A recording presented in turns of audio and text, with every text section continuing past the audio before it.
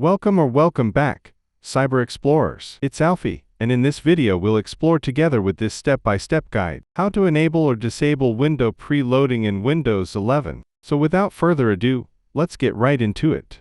With the April 30th, 2026 preview update, KB5083631, OS build to 6200.8328, Microsoft introduced window preloading. This feature pre-caches File Explorer in the background to significantly improve app launch speeds. Open File Explorer options, press Windows key +R, type control.exe folders, and press Enter. Or press the Windows key, type File Explorer options, and press Enter. Access advanced settings. In the File Explorer options window, click on the View tab at the top. Scroll down through the advanced settings list. Toggle window preloading.